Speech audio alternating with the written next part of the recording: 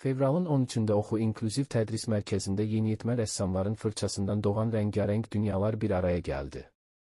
Müxtəlif mövzularda çəkilmiş əsərlərdən ibarət sərgi gənc istedadların daxili aləmini, ümidlərini və yaradıcılıq gücünü nümayiş etdirərək hər bir tamaşaçını duyğuların sehrinə qərq etdi. Bu tədbir sadəcə bir sərgi deyildi, uşaqların xəyallarını, hisslərini və gələcəyə olan baxışlarını rənglər vasitəsilə paylaşdıqları bir bayram idi.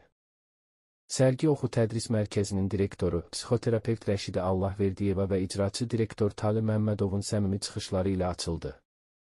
Onlar qonaqları salamlayaraq mərkəzin fəaliyyətindən, uşaqlara göstərilən qayğıdan və tədris prosesinin həyatdakı əhəmiyyətindən danışdılar. Onların çıxışları gənc rəssamların yaradıcılıq yolunda atdıqları addımların nə qədər dəyərli və gələcəyə yönəlik olduğunu aydın şəkildə göstərdi.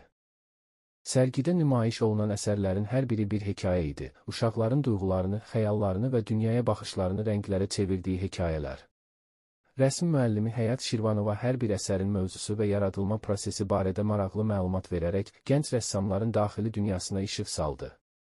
Tamaşaçılar əsərlərə baxarkən sadəcə rəngləri deyil, uşaqların iç dünyasını, onların ümidlərini və arzularını gördülər.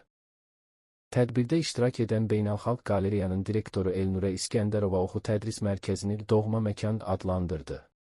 O, mərkəzin müxtəlif sərgi və müsabiqələrdə fəal iştirakını vurğuladı və xüsusilə Rəşidə Allahverdiyeva ilə Talı Məmmədovun uşaqlara göstərdikləri diqqət və qayğını yüksək qiymətləndirdi. Elnurə xanım uşaqların burada sevgi ilə yetişdirildiyini qeyd edərək, mərkəzin gələcəkdə lisey, daha sonra isə kollec kimi inkişaf etməsini arzuladı.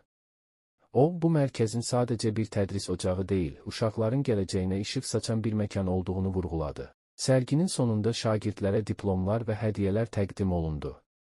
Bu an uşaqların gözlərindəki sevinc və qürur, onların yaradıcılıq yolunda ilk addımlarının necə dəyərli olduğunu bir daha göstərdi.